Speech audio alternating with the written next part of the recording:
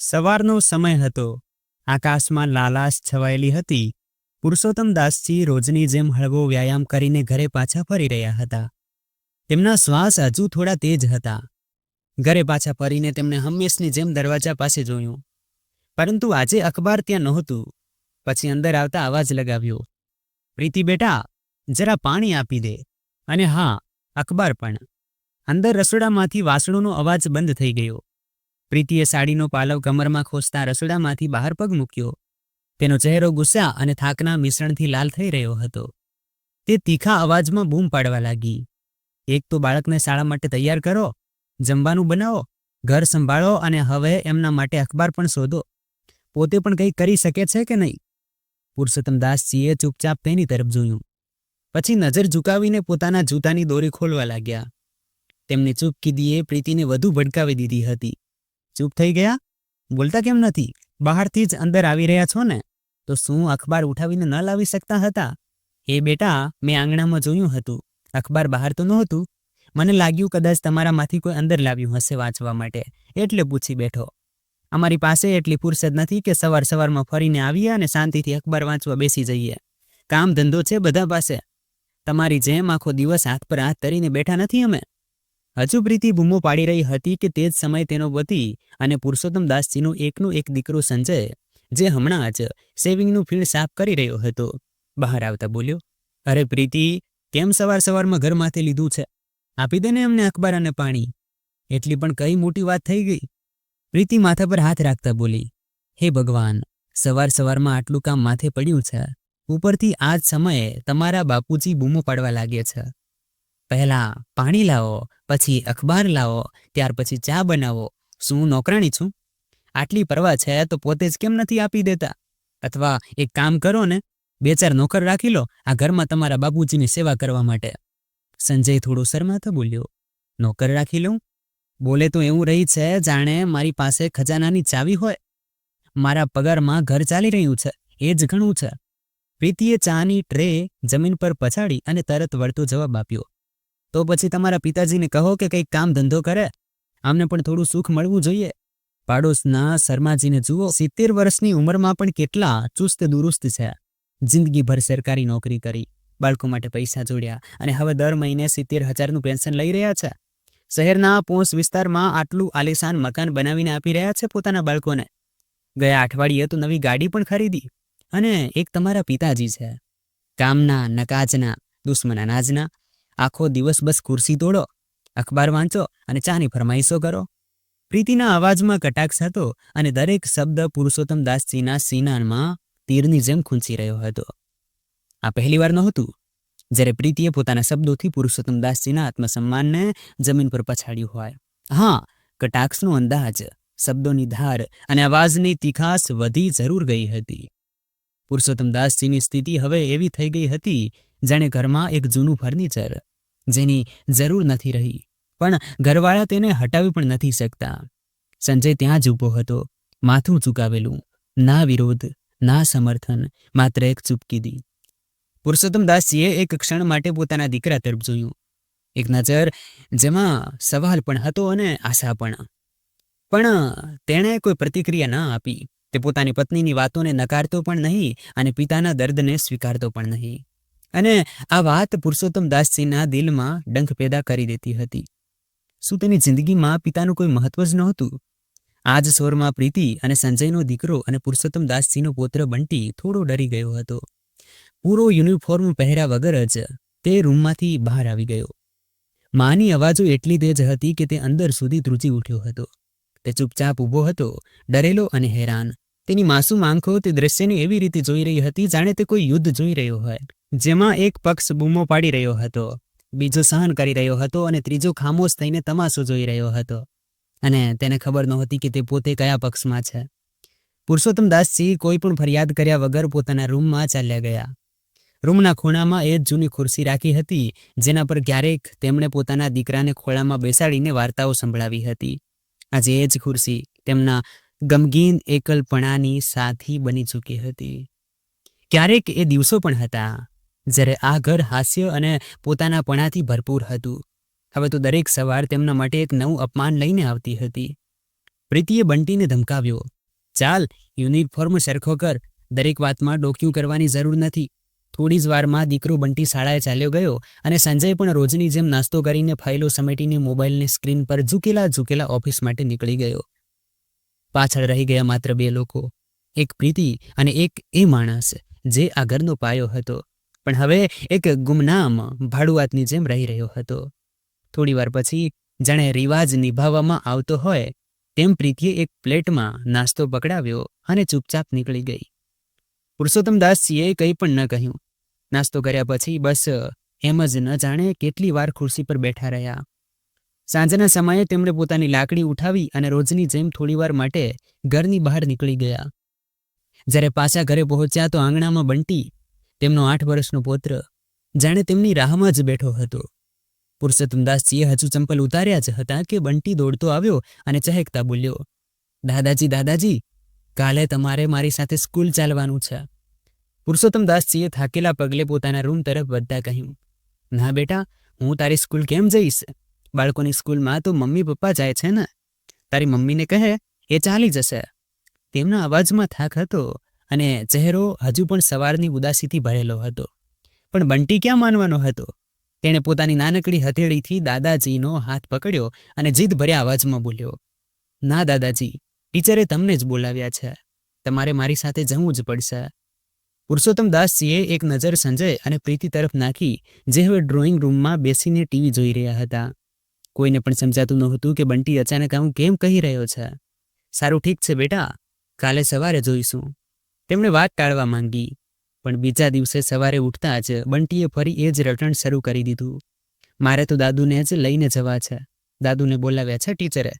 અડધા અધૂરા યુનિફોર્મમાં તે આમ તેમ દોડી રહ્યો હતો, બૂમો પાડતા, દાદુ જલ્દી તૈયાર થઈ જાઓ. પ્રીતિ, જે રસોડામાં તેનું ટિફિન તૈયાર કરી રહી હતી, તેણે ખીજાઈને કહ્યું, આ શું નવી જીદ પકડી છે બંટી? દાદાજી સ્કૂલ કેમ જશે? હું છું ને. ટીચરે બોલાવ્યા છે તો હું આવી જઈશ સ્કૂલ.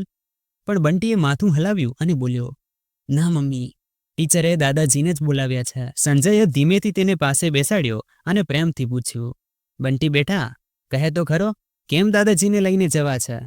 મમ્મી કે હું પણ તો ચાલી શકીએ છીએ ને. બંટીએ માસુમિયતથી કહ્યું, પપ્પા, આજે અમારી સ્કૂલમાં એક્સચેન્જ એક્ટિવિટી છે. Exchange activity? આ શું ભલા છે? પાસે બેઠેલી પ્રીતિએ ભવા ચડાવતા પૂછ્યું. હા મમ્મી, બંટી થોડો ચીડાઈ ગયો. તમને આટલું પણ નથી ખબર? મેં કહ્યું છે કે ઘરેથી કંઈક એવું લઈને આવવાનું છે જેને આપણે કોઈ બીજા સાથે એક્સચેન્જ કરી શકીએ.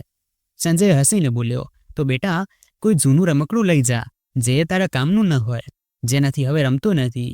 તેના બદલે તારી ટીચર કોઈ બીજા બાળકનું રમકડું કે કોઈ બીજી વસ્તુ આપી દેશે.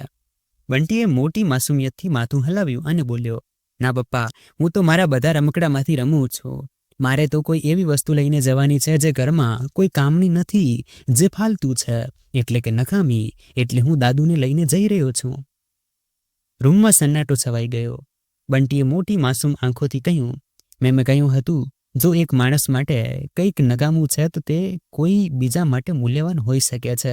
અને કાલે મમ્મી જ તો કહી રહી હતી કે દાદાજી કોઈ કામના નથી, અમને તો એમની જરૂર નથી, કદાચ કોઈ બીજાને હોય. સંજયની આંખો ઝૂકી ગઈ. પ્રીતિ, જે અત્યાર સુધી બંટીની વાતોને હળવાશથી લઈ રહી હતી, તેનો ચહેરો સફેદ પડી ગયો. પુરુષોત્તમદાસજી ત્યાં જ ઊભા હતા, બંટીની પાછળ. તે પળે તેમના દિલ પર શું વીત્યું એ કોઈ નહોતું જાણતું, પણ તેમની આંખો બતાવી રહી હતી કે આ વાતોએ તેમના દિલને અંદર સુધી ઘા આપ્યા છે. તેમણે કંઈ ન કહ્યું, ના બંટીને રોક્યો, ના પ્રીતિને કોઈ ફરિયાદ કરી. બસ પાછા ફરીને પોતાના રૂમમાં ચાલ્યા ગયા. પ્રીતિ અને સંજયે જેમ તેમ બંટીને સમજાવી મનાવીને સ્કૂલે મોકલી દીધો. થોડીવાર પછી ત્યાં બધું સામાન્ય થઈ ગયું.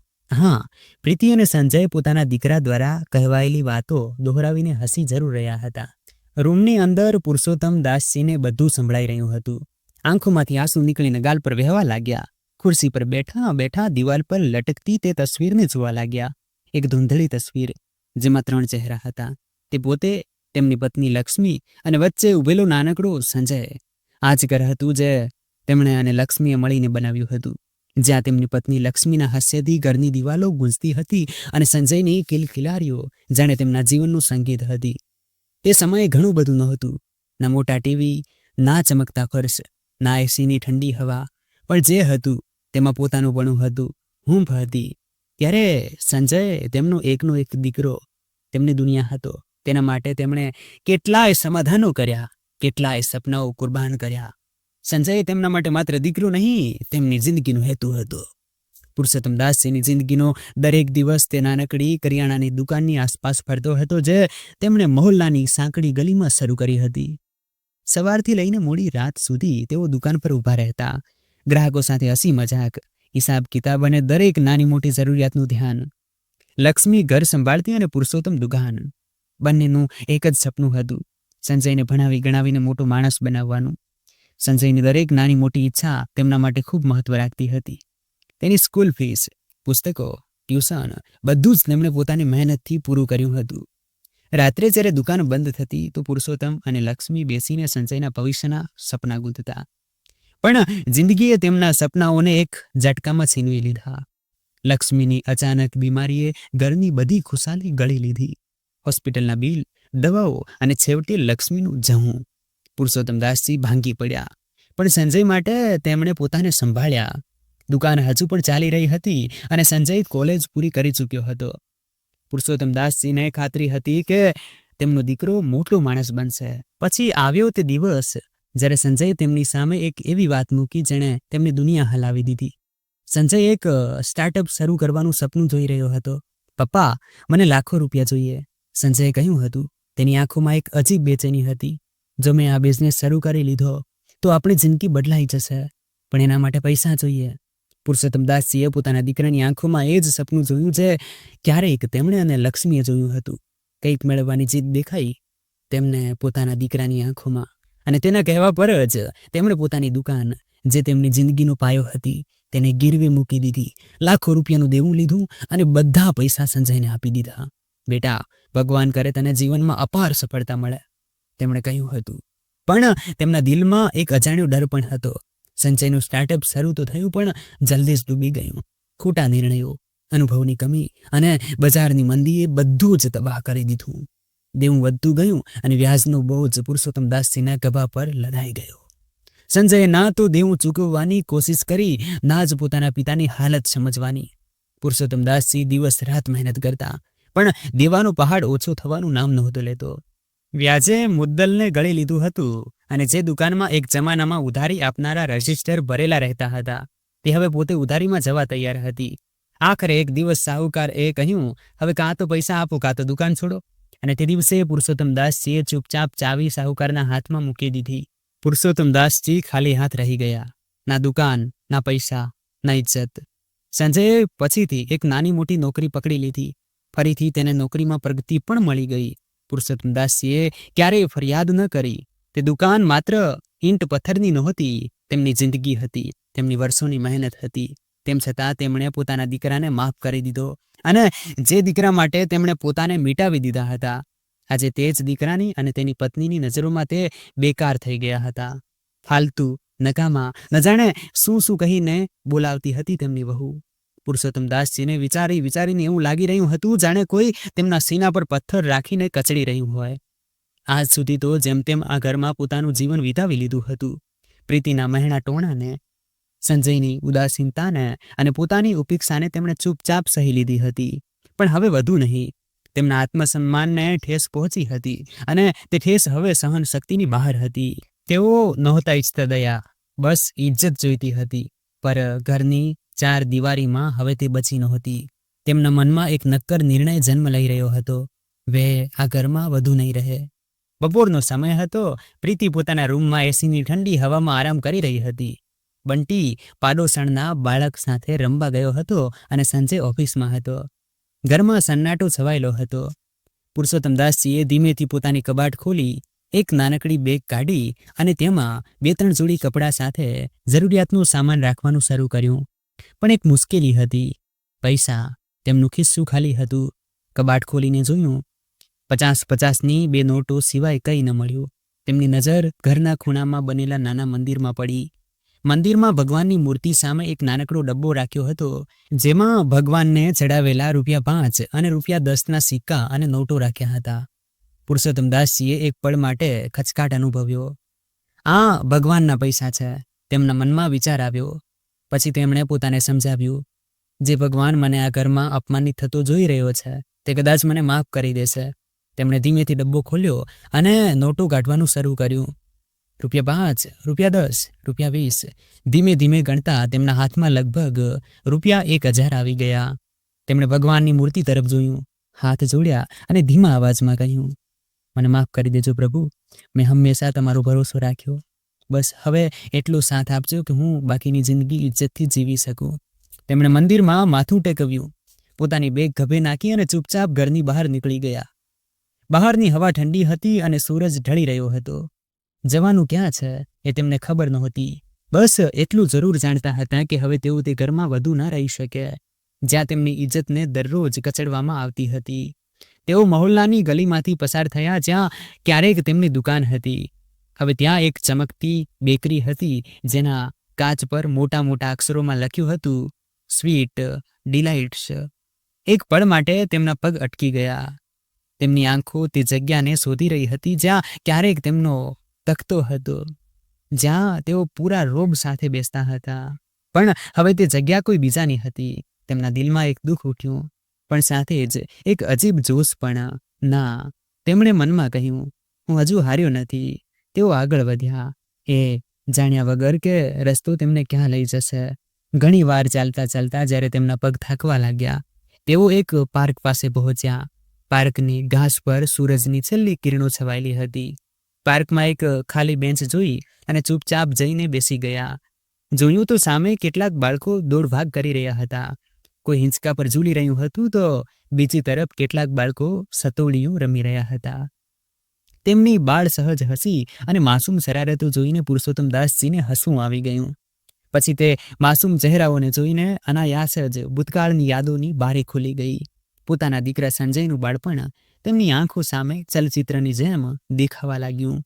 નાના નાના હાથોથી પતંગ પકડવાની જીદ કરવી, તેમના ખભા પર બેસીને સવારી કરવી, રબરના દડાથી ક્રિકેટ રમવું, દુકાનના કાઉન્ટર પર રાખેલી ટોફી ચોકલેટ સુપકેથી ઉઠાવીને ભાગી જવું.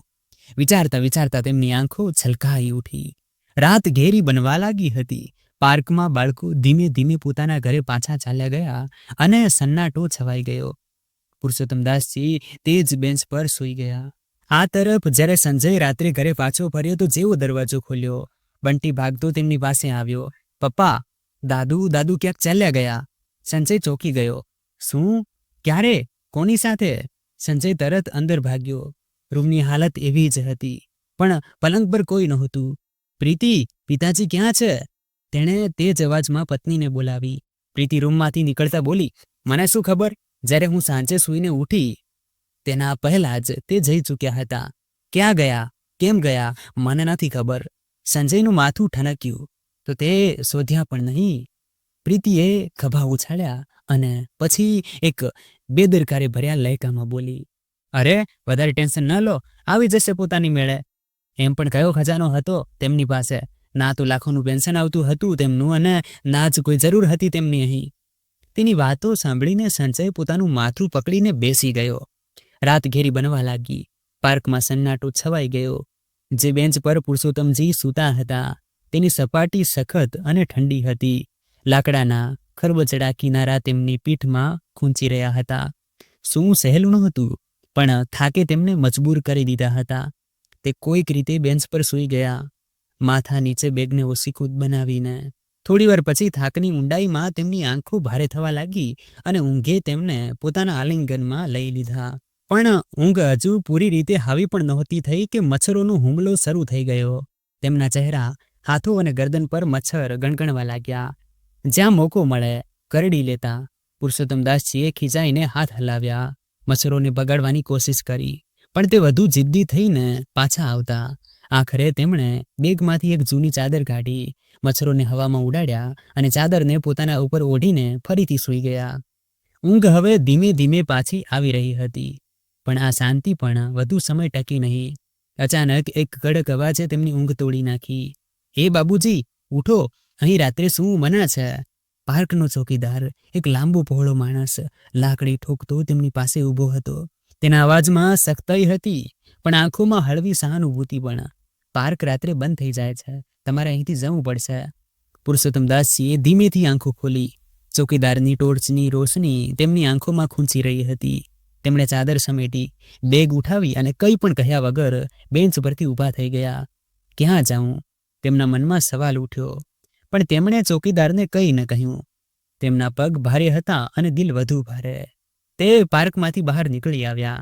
જ્યાં રાતનો સન્નાટો વધુ ઘેરો હતો અને ગેટ પાસે જ સૂઈને જેમ તેમ આખી રાત પસાર કરી. બીજી સવારે જ્યારે સૂરજની પહેલી કિરણે આકાશને ગુલાબી રંગથી રંગ્યું, પુરુષોત્તમદાસજીએ ફરીથી હિંમત ભેગી કરી, પોતાની બેગ ઉઠાવી અને ફરીથી નીકળી પડ્યા. પાર્કની બરાબર બહાર એક જૂની ચાની કીટલી હતી, જ્યાં સવાર સવારમાં કેટલાક લોકો ચાની ચુસ્કીઓ સાથે દિવસની શરૂઆત કરી રહ્યા હતા. ચાવાળો, એક આધેડ વયનો માણસ, મોટા પ્રેમથી આસપાસ ઉભેલા લોકોને ચા બનાવીને પીવડાવી રહ્યો હતો. પુરુષોત્તમદાસજીને જોતાં જ તેણે હસીને કહ્યું, અરે બાબુજી, આવો, લો, ચા પી લો, ગરમા ગરમ બનાવી છે. પુરુષોત્તમદાસજીએ હળવું સ્મિત આપ્યું અને ચાનો ગ્લાસ પકડી લીધો. તે કીટલીના કિનારે બેસી ગયા. પાસે પડેલું અખબાર તેમની નજરમાં આવ્યું. તેમણે તેને ઉઠાવ્યું, પણ અખબારના સ્પર્શે તેમના દિલમાં એક કડવી યાદ જગાવી દીધી. ગઈકાલે સવારે જ્યારે તેમણે અખબાર માંગ્યું હતું ત્યારે પ્રીતિએ કેવી રીતે ઘરમાં તોફાન મચાવ્યું હતું. ફાલતુ, નકામા, તેના શબ્દો તેમના કાનમાં ફરીથી હથુડાની જેમ વાગવા લાગ્યા હતા. જ્યારે તેમની નજર અખબારમાં એક નાનકડી કોલમ પર પડી. લખ્યું જ કંઈક એવું હતું કે તે વાંચીને આશ્ચર્યચકિત થઈ ગયા. ભાડા પર પિતા જોઈએ, ઉંમર 65 થી 70 વર્ષની વચ્ચે, જલ્દીથી આ નંબર પર સંપર્ક કરો. પુરુષોત્તમદાસજીનો હાથ અટકી ગયો. પહેલાં તો તેમના હોઠો પર હળવું હાસ્ય આવી ગયું. ભાડા પર પિતા? તેમણે મનમાં વિચાર્યું, આ દુનિયા હવે પાગલપણાની હદ સુધી પહોંચી ગઈ છે. ચાવાળાએ તેમનું હાસ્ય જોઈને પૂછ્યું, શું વાત છે બાબુજી? અખબારમાં કોઈ જોગ વાંચી લીધો કે શું? પુરુષોત્તમદાસજીએ હળવેથી માથું હલાવ્યું અને બોલ્યા, અરે નહીં ભાઈ, કોઈ ભાડા પર બાપ શોધી રહ્યું છે. આ કેવી બકવાસ છે? ચાવાળાએ ખભા ઉછાળ્યા અને હસતા કહ્યું, અરે બાબુજી, આજકાલ બધું વેચાય છે, સંબંધો, નાતા, બધું જ. તે ફરી ચા બનાવવા લાગી ગયો. પુરુષોત્તમદાસજીનું મન હવે તે જાહેરાતમાં ગૂંચવાઈ ગયું હતું. ચાની ચુસ્કી લેતા લેતા તે વિચારમાં પડી ગયા. ભાડા પર પિતા? આ વિચાર જે પહેલા પાગલપણ લાગ્યો હતો, હવે તેમના મગજમાં ઊંડે ઉતરી રહ્યો હતો. તેમણે ચાનો છેલ્લો ઘૂંટ પીધો અને ઘણીવાર તે જાહેરાતમાં લખેલા શબ્દોને ઘૂરી રહ્યા.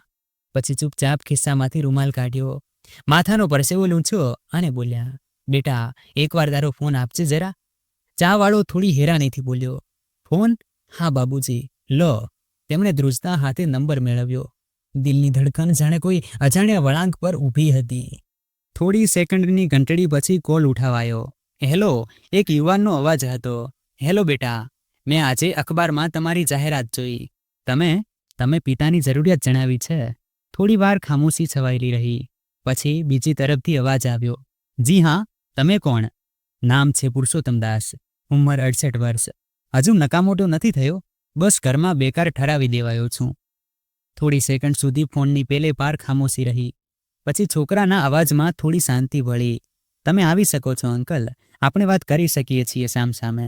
સરનામું આપ બેટા, હમણાં નીકળી પડું છું. દીપકે ફરીદાબાદનું સરનામું આપ્યું. તે પુરુષોત્તમજીના શહેર પલવલની પાસે જ હતું. અંતર લગભગ 1 કલાકનું હતું. પુરુષોત્તમદાસજીએ આકાશ તરફ જોયું, ભગવાનને યાદ કરીને હાથ જોડ્યા, પછી ઉઠ્યા અને બસ સ્ટેન્ડ તરફ ચાલી પડ્યા.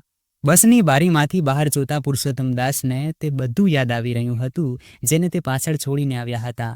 પોતાનું ઘર, દીકરો, વહુ અને માસૂમ પુત્ર. પણ હવે તેમણે પોતાના મનને સમજાવતા આગળ વધવાનું વિચારી લીધું હતું.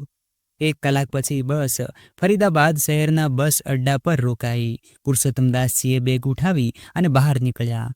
દીપક પહેલાથી ત્યાં ઊભો હતો, વાદળી શર્ટ, કાળા ટ્રાઉઝરમાં, હાથમાં એક ગુલાબી ફાઇલ અને આંખોમાં એક આશા. અંકલ? દીપકે ખચકાતા પૂછ્યું. હા બેટા, હું પુરુષોત્તમદાસ. બંને એકબીજાને પહેલી વાર જોયા. એક તે હતો જેને દીકરાની જરૂર હતી, એક તે હતો જેને બાપની. દીપકે તેમને પાસેના એક કેફેમાં બેસાડ્યા. વાતચીત શરૂ થઈ. અંકલ, હું જાણું છું આ થોડું અજીબ છે, પર મારી પાસે બીજો કોઈ રસ્તો ન હતો. પુરુષોત્તમદાસજીએ ઊંડી નજરોથી દીપકને જોયો અને બોલ્યા, બેટા, મેં જિંદગીમાં ઘણું બધું જોયું છે, પણ આ ભાડા પર પિતા વાળી વાત મારા ગળે નથી ઉતરતી. સાફ સાફ કહે, શું મામલો છે? દીપકે એક ઊંડો શ્વાસ લીધો અને પોતાની કહાની શરૂ કરી. અંકલ, હું અનાથ છું. મારા માતા પિતા બાળપણમાં જ એક અકસ્માતમાં ચાલ્યા ગયા હતા. હું અનાથાશ્રમમાં મોટો થયો છું. સ્કોલરશીપથી ભણ્યો અને આજે એક મલ્ટીનેશનલ કંપનીમાં સારી નોકરી કરું છું. પગાર પણ સારો છે, જિંદગી સેટ છે. પણ તેના અવાજમાં એક અટકણ આવી. પણ મારી પાસે પરિવાર નથી. પુરુષોત્તમ દાસજીની આંખો સંકોચાઈ. તો આ જાહેરાત કેમ બેટા? દીપકે નજરો ઝુકાવી અને બોલ્યો, હું એક છોકરીને પ્રેમ કરું છું. તેનું નામ રાધિકા છે. અમે વર્ષોથી એકબીજાને જાણીએ છીએ અને એકબીજા સાથે લગ્ન કરવા માંગીએ છીએ. પણ રાધિકાના પિતા, જે ફૌજમાંથી રિટાયર્ડ કર્નલ છે, પોતાની દીકરીના લગ્ન કોઈ ખાનદાની પ્રતિષ્ઠિત પરિવારમાં કરવા માંગે છે. તેમના માટે પૈસા, નોકરી એટલું મહત્વ નથી રાખતા જેટલું માતા પિતા અને ખાનદાન. અને મારી પાસે તો કંઈ પણ નથી. પુરુષોત્તમદાસજી સ્તબ્ધ રહી ગયા. દીપકના અવાજમાં દર્દ હતું, પણ તેની આંખોમાં એક આશા હતી. તો તું ઈચ્છે છે કે હું? દીપકની આંખો ભરાઈ આવી. હું રાધિકા સાથે લગ્ન કરવા માંગુ છું. તે પણ મને પ્રેમ કરે છે, પણ તેના પિતા માનશે ત્યારે ને. એટલે હું ઈચ્છું છું કે તમે મારા પિતા બનીને રાધિકાના પરિવારને મળો. બસ એકવાર તેમની સામે મારા પરિવારની ભૂમિકા નિભાવો. હું જાણું છું આ ઠીક નથી, પણ મારી પાસે બીજો કોઈ રસ્તો નથી. હું તમને આના માટે ₹10,000 એડવાન્સ આપીશ. સાંભળીને પુરુષોત્તમદાસજીનું દિલ ધબકાર ચૂકી ગયું. પર સચ્ચાઈ એ પણ હતી કે હવે તેમની પાસે ઘર નહોતું, રૂમ નહોતો, ચૂલો નહોતો, કોઈ ઠેકાણું નહોતું. થોડીવાર બંને વચ્ચે ખામોશી છવાયેલી રહી. પછી તેમણે ધીમેથી માથું હલાવ્યું. ઠીક છે બેટા, જો મારી હાજરીથી તારું જીવન સુધરી શકતું હોય તો હું આ ભૂમિકા નિભાવી લઈશ. સાંભળતા જ દીપકના ચહેરા પર રાહત છવાઈ ગઈ. ત્યારે જ દીપકનો ફોન વાગ્યો. રાધિકા, તેણે જલ્દીથી ફોન ઉઠાવ્યો. બીજી તરફથી એક ગભરાયેલો અવાજ આવ્યો. દીપક, તે કંઈ કર્યું કે નહીં? ક્યાંક એવું ન થાય કે મારા લગ્ન બીજે ક્યાંક નક્કી થઈ જાય? દીપકે પુરુષોત્તમદાસજી તરફ જોયું, જેમનો ચહેરો હવે તેના માટે એક ટેકો બની ચૂક્યો હતો. તેણે એક ઊંડો શ્વાસ લીધો અને કહ્યું, રાધિકા, ચિંતા ન કર. મેં પિતાની વ્યવસ્થા કરી લીધી છે. આપણે જલ્દી જ તારા પપ્પાને મળવા આવીશું. રાધિકાને પોતાના પિતાના સ્વભાવનો સારો અંદાજ હતો. શિસ્તપ્રિય, સવાલોથી ભરેલા અને કોઈ પણ જૂઠાણાને તરત પકડી લેનારા. એટલે તેણે દીપકને કહ્યું, ઠીક છે, તો કાલે હું આવું છું. આપણે એકવાર રિહર્સલ કરી લઈશું. હું નથી ઈચ્છતી કે પપ્પા સામે કોઈ ભૂલ થાય અને વાત બગડી જાય. દીપકે સંમતિમાં માથું હલાવ્યું. પુરુષોત્તમદાસજી દીપકના ઘરમાં જ રોકાયા હતા. ઘર સારું એવું મોટું હતું. રસોઈ બનાવવા માટે એક નોકર હતો. તે સાંજે જ્યારે દીપક અને પુરુષોત્તમદાસજી ડાઇનિંગ ટેબલ પર એક સાથે જમી રહ્યા હતા, દરવાજાની ઘંટડી વાગી. રાધિકા હતી. તેણે સાધારણ સલવાર સૂટ પહેર્યો હતો, પણ તેની આંખોમાં એક એવી ચમક હતી જે પ્રેમ અને આશાથી ઝગમગી રહી હતી. તેણે પુરુષોત્તમદાસજી તરફ જોયું અને ખચકાટ વગર તેમના પગ સ્પર્શ્યા, જાણે તે સાચે જ તેમની વહુ હોય. પુરુષોત્તમદાસજી એક પળ માટે અટકી ગયા અને આશીર્વાદ આપ્યા. સૌભાગ્યવતી રહો બેટી. રિહર્સલ શરૂ થઈ. રાધિકાએ સવાલોની યાદી બનાવી લીધી હતી. તમારું નામ, તમે શું કરતા હતા, દીપકનું સ્કૂલિંગ ક્યાંથી થયું, તમારું પૈતૃક ઘર ક્યાં છે, દરેક સવાલનો જવાબ ગોખવામાં આવ્યો. પણ તકલીફ હતી. પુરુષોત્તમદાસજી વારંવાર દીપકને સંજય કહીને બોલાવવા લાગતા. દીપક અને રાધિકા એકબીજા તરફ જોતા અને હસવું રોકવું મુશ્કેલ થઈ જતું. ક્યારેક તો પુરુષોત્તમદાસજી પણ પોતે હસી પડતા. અરે અંકલ, હું દીપક છું, સંજય નહીં. ગડપણ છે ને બેટા, આદતો સહેલાઈથી નથી બદલાતી, પુરુષોત્તમદાસજી બોલ્યા અને પછી હસવા લાગ્યા. વેસે બેટા, હું તારો બાપ છું, અંકલ નહીં. ત્રણેય જણા આ વાત પર ખડખડાટ હસી પડ્યા.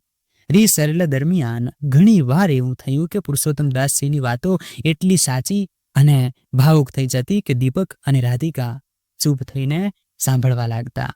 વચ્ચે વચ્ચે પોતાની અસલ જિંદગી વિશે કહેવા લાગતા તો ભાવુક થઈ જતા. દીપક અને રાધિકાને પણ પુરુષોત્તમદાસજીના દર્દની ઊંડાઈનો અંદાજ આવી ગયો હતો. તેમને રડતા જોઈને રાધિકા તેમના આંસુ લૂછવા લાગતી તો દીપક સ્નેહથી તેમને ગળે લગાવી લેતો. રિહર્સલ પછી રાધિકાએ સૂચન કર્યું કે પુરુષોત્તમદાસજી માટે કેટલાક નવા કપડાં ખરીદવામાં આવે. દીપક અને પુરુષોત્તમ દાસજીએ સંમતિ દર્શાવી અને ત્રણેય પાસેના બજાર તરફ નીકળી પડ્યા. એક શોરૂમમાંથી તેમણે પુરુષોત્તમ દાસજી માટે 2-3 જોડી કુર્તા, પાયજામા અને એક જોડી ચંપલ પસંદ કરી. પહેરીને જોયું તો દીપક અને રાધિકા એક સ્વરમાં બોલી ઉઠ્યા, આ થઈને વાત. પુરુષોત્તમ દાસજીએ અરીસામાં પોતાને જોયા અને હસ્યા. બજારમાં ઘણો સમય વીતી ગયો. કપડાં ખરીદ્યા પછી બધા એક સાથે રેસ્ટોરન્ટમાં જમવા ગયા. ત્રણેય સાથે બેસીને હસી મજાક કરતા જમી રહ્યા હતા. એક પરિવાર જેવું વાતાવરણ બની ગયું હતું. બીજી સવારે બધા તૈયાર હતા. રાધિકાએ ફોન કરીને જણાવ્યું કે તેના પિતા સાંજે 5 વાગ્યે ઘરે મળી શકે છે. દીપક ગભરાયેલો હતો. જો કંઈક ખોટું થયું તો, જો કોઈક રીતે બધી પોલ ખુલી ગઈ તો, દીપકે રસ્તામાં કહ્યું. પણ પુરુષોત્તમ દાસજીએ તેનો ખભો થપથપાવ્યો. તેમને પોતાના પર પૂરો વિશ્વાસ હતો. રાધિકાએ ઘરનો દરવાજો ખોલ્યો અને તેમને અંદર આવવા કહ્યું. કર્નલ સાહેબ પોતાની પત્ની સાથે બહાર આવ્યા. તેમણે દીપક અને પુરુષોત્તમ દાસજીને ધ્યાનથી જોયા અને બોલ્યા, સારું, તો તમે છો દીપકના પિતા?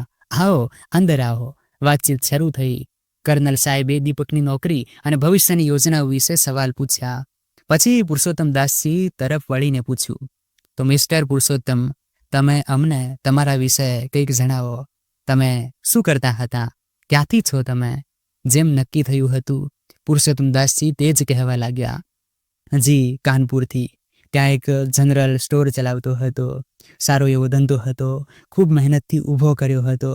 પણ પછી દીપકની નોકરી આ શહેરમાં લાગી. ખૂબ સારા પૈસા કમાવા લાગ્યો. તો તેણે કહ્યું, પપ્પા, હવે એકલા ન રહો, મારી પાસે આવી જાઓ. દીપકની મા તો ઘણા સમય પહેલા જતી રહી હતી. ત્યારથી બસ હું અને દીપક. ત્યાં રહેતા બધું જ હતું, બસ દીકરાનો સાથ નહોતો. એટલે વેપાર છોડીને હું અહીં આવી ગયો, મારા વહાલા દીકરા પાસે. દીપકના ખભા પર હાથ રાખતા પુરુષોત્તમ દાસજી બોલ્યા. આ સાંભળીને દીપક અને રાધિકાએ એકબીજા તરફ જોયું, જાણે તેમને વિશ્વાસ ન થતો હોય કે બધું આટલું સરસ થઈ રહ્યું છે. કર્નલના દરેક સવાલનો જવાબ પુરુષોત્તમ દાસજીએ એટલા આત્મવિશ્વાસ અને સલીકાથી આપ્યો કે કર્નલ સાહેબ પ્રભાવિત થયા. ક્યાંકથી પણ એવું નહોતું લાગી રહ્યું કે આ એક બનાવટી સંબંધ છે. તેમણે દીપકની પ્રશંસા કરી, તેની મહેનતની કહાનીઓ સંભળાવી અને એ દર્શાવ્યું કે તે પોતાના દીકરાને કેટલો પ્રેમ કરે છે. થોડીવાર વાતચીત કર્યા પછી દીપક અને પુરુષોત્તમ દાસજીએ વિદાય લીધી. બહાર નીકળતી વખતે રાધિકાએ પુરુષોત્તમ દાસજીનો હાથ ધીમેથી પકડ્યો અને ફૂસફૂસાવી, પિતાજી, તમે આજે માત્ર તેમનું જ નહીં, અમારું પણ દિલ જીતી લીધું. પુરુષોત્તમ દાસજીની આંખો ભીની હતી. તે હવે અભિનય નહોતા કરી રહ્યા. તે પોતાને એક પિતાની જગ્યાએ જોઈ રહ્યા હતા જે પોતાના દીકરા સાથે ઊભો હતો. તેમના ગયા પછી કર્નલ સાહેબે રાધિકા તરફ જોયું અને બોલ્યા, બેટી, તમારો નિર્ણય શું છે? પપ્પા, મને દીપક અને તેમના પિતા પર પૂરો ભરોસો છે, રાધિકા બોલી. રાધિકાની માને પણ દીપક પસંદ આવ્યો. થોડીવાર પછી તેમણે પુરુષોત્તમ દાસજીને ફોન કરીને સંબંધ માટે હા પાડી દીધી. રાધિકા અને દીપકને એવું લાગી રહ્યું હતું જાણે તેમણે જીવનની સૌથી કઠિન જંગ જીતી લીધી હોય. પણ આ તો માત્ર પહેલી બાજી હતી. અસલી પરીક્ષા તો હજુ બાકી હતી. લગ્ન 1 મહિના પછીની તારીખ નક્કી થઈ. વિવાહની તૈયારીઓ પૂરા જોરશોરથી ચાલી રહી હતી. દીપક અને રાધિકાએ ઇવેન્ટ ઓર્ગેનાઇઝરની મદદથી જાનૈયાઓની વ્યવસ્થા પણ કરી લીધી હતી. પણ લગ્નના 2 અઠવાડિયા પહેલા એક રાત્રે પુરુષોત્તમ દાસજીને ખૂબ થાક અને નબળાઈ અનુભવવા લાગી. વિચાર્યું હતું થોડો આરામ કરશે, પણ રાત્રે અચાનક તબિયત બગડવા લાગી. પહેલા હળવો તાવ, પછી ઉલટીઓ. દીપકે મોડું કર્યા વગર તેમને પોતાની ગાડીમાં બેસાડ્યા અને તરત જ પાસેની હોસ્પિટલ તરફ નીકળી પડ્યો. ઇમરજન્સીમાં દાખલ કરતી વખતે તેનો ચહેરો પીળો પડી ગયો હતો. ડોક્ટરે ચેકઅપ કર્યું, દવાઓ આપી અને થોડી વારમાં હાલત સુધરવા લાગી. દીપક પૂરી રાત તેમના માથા પાસે બેઠો રહ્યો. બીજા દિવસે સવારે જ્યારે પુરુષોત્તમ દાસજીની હાલત સ્થિર થઈ ગઈ, ડોક્ટરોએ તેમને ઘરે મોકલવાની પરવાનગી આપી દીધી. ડોક્ટરે ખાવા પીવાનું ખાસ ધ્યાન રાખવાનું કહ્યું. દીપકે માથું હલાવ્યું અને પુરુષોત્તમ દાસજીને સહારો આપીને ઘરે લઈ આવ્યો. ઘરે પહોંચીને પણ તેણે તેમની દેખભાળમાં કોઈ કસર ન છોડી. થોડી થોડી વારે તે તેમના માટે કંઈક ને કંઈક બનાવીને લાવતો. ક્યારેક ગરમ સૂપ, ક્યારેક હળવી ખીચડી. પુરુષોત્તમ દાસજીને પોતાના હાથે ખવડાવતો, જાણે કોઈ દીકરો પોતાના પિતાની સેવા કરતો હોય. તે દિવસે બપોરે રાધિકા પુરુષોત્તમ દાસજીના હાલચાલ પૂછવા આવી. તે દીપક તરફ જોઈને બોલ્યા, દીપક તો રાતભર હોસ્પિટલમાં મારા માથા પાસે બેઠો રહ્યો. એક પળ માટે પણ ન હલ્યો. મેં ક્યારેય વિચાર્યું નહોતું કે કોઈ મને આટલું પોતાનું પણ આપશે. ત્યારે દીપકે મજાકમાં કહ્યું, અરે અંકલજી, તમે ઠીક હશો ત્યારે જ તો અમારા લગ્ન થઈ શકશે. તેની વાત પર ત્રણેય હસી પડ્યા. અજાણતા જ 3 અજાણ્યા લોકો એક પરિવાર બની ગયા હતા. પુરુષોત્તમ દાસજીની તબિયત ધીમે ધીમે સુધરવા લાગી. દીપક અને રાધિકાએ તેમની દેખભાળમાં કોઈ કસર ન છોડી. લગ્નની તૈયારીઓ ફરીથી ગતિ પકડવા લાગી. આખરે તે દિવસ આવી જ ગયો જેની રાહ દીપક અને રાધિકા અને પુરુષોત્તમ દાસજીએ દિલ થામીને જોઈ હતી. લગ્નનો દિવસ. બધું ઠીક ચાલી રહ્યું હતું, પણ કદાચ દરેક કહાનીને તેની અગ્નિ પરીક્ષામાંથી પસાર થવું પડે છે. વરમાળાના થોડા સમય પહેલા કન્યા પક્ષમાંથી અચાનક એક સજ્જન, જે પલવલથી જ હતા, અચાનક પુરુષોત્તમ દાસજી તરફ જોવા લાગ્યા અને વારંવાર આંખો મીચમીચાવીને તેમની તરફ જોતા રહ્યા. જાણે કોઈ ભૂલાયેલી તસવીર મનમાં ઉભરી રહી હોય. તેમણે પોતાની પાસે ઊભેલા કર્નલ રઘુવીરસિંહને કહ્યું, શું તમે જાણો છો આ વૃદ્ધ કોણ છે? તો કર્નલે કહ્યું, અરે મિશ્રાજી, આજ તો છે પુરુષોત્તમ દાસજી, દીપકના પિતા. કાનપુરમાં રહેતા હતા પહેલા. જનરલ સ્ટોર સંભાળતા હતા. હવે દીપક સાથે જ રહે છે. સાંભળીને હેરાન રહી ગયા મિશ્રાજી અને ધીમેથી કહ્યું, બિલકુલ નહીં. જે વૃદ્ધ માણસ વરરાજાના પિતા બનીને અહીં બેઠો છે તેને હું સારી રીતે જાણું છું. તે કાનપુરમાં નહીં, પલવલમાં રહે છે. તે કોઈ જનરલ સ્ટોરવાળા નથી. એક નાની કરિયાણાની દુકાન હતી ક્યારેક તેમની, હવે તો તે પણ નથી. ઘણા વર્ષો પહેલાની ઓળખાણ છે મારી. તેમના દીકરાનું નામ તો સંજય છે અને તે પરણેલો છે. શું તમે મજાક તો નથી કરી રહ્યા? લો, હું શા માટે મજાક કરવા લાગ્યો? વિશ્વાસ ન હોય તો પૂછી લો. અહીં જ દૂધનું દૂધ અને પાણીનું પાણી થઈ જશે. કર્નલના ભવા સંકોચાઈ ગયા. ચહેરો એકદમ સખત થઈ ગયો. તે મોડું કર્યા વગર મંડપમાં પહોંચ્યા. જયમાળા શરૂ થવાની જ હતી કે એક કડકડાટ અવાજથી બધાના દિલ કંપી ઉઠ્યા. 1 મિનિટ, અહીં જ રોકી દો બધું. દીપક ગભરાઈ ગયો. શું થયું અંકલ? કર્નલનો અવાજ તેજ થઈ ગયો. તમારી હિંમત કેવી રીતે થઈ મને છેતરવાની? અને આ માણસ? અંકલ, હું તમને બધું આરામથી જણાવું છું, દીપકે કાંપતા અવાજમાં કહ્યું. કર્નલે રાધિકા તરફ જોયું, જેની આંખો ભરાઈ આવી હતી. મંડપમાં સન્નાટો હતો. મહેમાનોની નજરો પુરુષોત્તમ દાસજી, દીપક અને રાધિકા પર ટકી ગઈ. રાધિકાની આંખો ભીની હતી અને દીપકનો ચહેરો એવો હતો જાણે તેની આખી દુનિયા ડૂબવા જઈ રહી હોય. લગ્ન, જે થોડા પળો પહેલા ખુશીઓનો ઉત્સવ હતો, હવે રદ થવાની કગાર પર હતા. પુરુષોત્તમ દાસજીએ એક ઊંડો શ્વાસ લીધો. તેમનું મન ઈચ્છતું હતું કે તે ત્યાંથી ભાગી જાય, પણ તેમની આંખોમાં દીપક અને રાધિકાનો રડમસ ચહેરો વારંવાર ઉભરી રહ્યો હતો. તે આગળ આવ્યા અને કર્નલ સાહેબ તરફ જોતા શાંત પણ દ્રઢ સ્વરમાં બોલ્યા, કર્નલ સાહેબ, મને એક મોકો આપો. હું બધું સાચું જણાવું છું. કર્નલ સાહેબે ગુસ્સાથી કહ્યું, સાચું? હવે શું સાચું બચ્યું છે? તમે અમને છેતર્યા, મારી દીકરીના ભવિષ્ય સાથે રમત કરી. પુરુષોત્તમ દાસજીએ માથું ઝુકાવ્યું, પણ તેમના અવાજમાં એક અજીબ તાકાત હતી. ભાઈ સાહેબ, મેં છેતર્યા નથી. મેં માત્ર એક સંબંધને બચાવવાની કોશિશ કરી. દીપક મારો સગો દીકરો નથી, એ સાચું છે, પણ સગાથી પણ વધીને છે મારા માટે. મેં તેને અને તેણે મને અપનાવ્યો છે દિલથી. તેમણે દીપક તરફ જોયું અને તેમની આંખો ભીની થઈ ગઈ. આ છોકરો અનાથ છે. તેણે પોતાની મહેનતથી જિંદગી બનાવી. તેની માત્ર એક જ ઈચ્છા હતી, રાધિકા સાથે જિંદગી વિતાવવાની. અને હું એક એવો બાપ છું જેને પોતાના ઘરમાં કોઈ ઇજ્જત ન મળી. મારા પોતાના દીકરાએ મને તરછોડ્યો, પણ આ છોકરાએ મને ઇજ્જત આપી, મને પિતાનો દરજ્જો આપ્યો. મંડપમાં સન્નાટો છવાઈ ગયો. પુરુષોત્તમ દાસજીના અવાજમાં એટલી સચ્ચાઈ હતી કે મહેમાનોની આંખો ભીની થવા લાગી. તેમણે કર્નલ સાહેબ તરફ જોયું અને આગળ બોલ્યા, ભાઈ સાહેબ, મેં તમારી સાથે જૂઠું બોલ્યું, એના માટે હું તમારી માફી માંગુ છું. પણ આ જૂઠું મેં તમને છેતરવાના ઈરાદાથી નહીં, આ બંને બાળકોની ખુશી માટે બોલ્યું.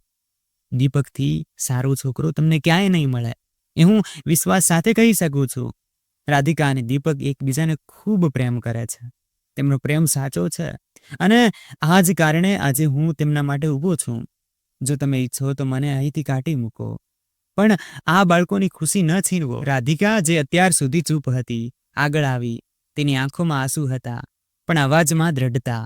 પપ્પા, અંકલે જે કર્યું તે મારા અને દીપક માટે કર્યું, અને અમારા કહેવા પર કર્યું, કારણ કે દીપક અને હું એકબીજાને ખૂબ પ્રેમ કરીએ છીએ. જો તમે દીપકને મારાથી અલગ કરશો તો હું ક્યારેય ખુશ નહીં રહી શકું. કર્નલ સાહેબનો ચહેરો હજુ પણ ગુસ્સાથી સખત હતો, પણ તેમનું દિલ હવે પીગળી રહ્યું હતું. રાધિકાની માએ ધીમેથી તેમનો હાથ પકડ્યો અને બોલી, જુઓ પુરુષોત્તમભાઈ, સાહેબની વાતોમાં સચ્ચાઈ છે, અને રાધિકા, આપણી દીકરીની ખુશી જ તો આપણી જિંદગી છે. કર્નલ સાહેબ ઘણીવાર એમ જ બેઠા રહ્યા.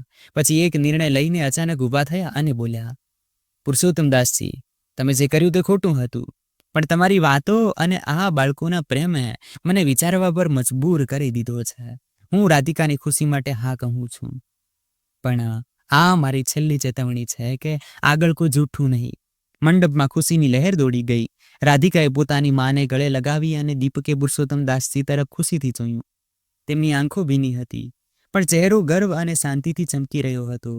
વરમાળાની રસ્મ ફરીથી શરૂ થઈ અને લગ્ન મોટા ધામધૂમ અને હસી ખુશીથી સંપન્ન થયા. લગ્ન પછી રાધિકા દીપકની દુલ્હન બનીને તેના ઘરમાં આવી ગઈ. દીપકનું ઘર હવે પ્રેમ અને હાસ્યથી ગુંજી રહ્યું હતું. રાધિકાને ઘરે આવ્યાને 2 દિવસ થઈ ચૂક્યા હતા, પણ ત્રીજા દિવસની સવારે જ્યારે રાધિકા પોતાના રૂમમાંથી બહાર આવી, તેની નજર પુરુષોત્તમદાસજીના રૂમ તરફ ગઈ. દરવાજો ખુલ્લો હતો અને રૂમ ખાલી. તેનું દિલ ધક રહી ગયું. દીપક, તેણે ગભરાતા અવાજ આપ્યો. દીપક દોડીને આવ્યો.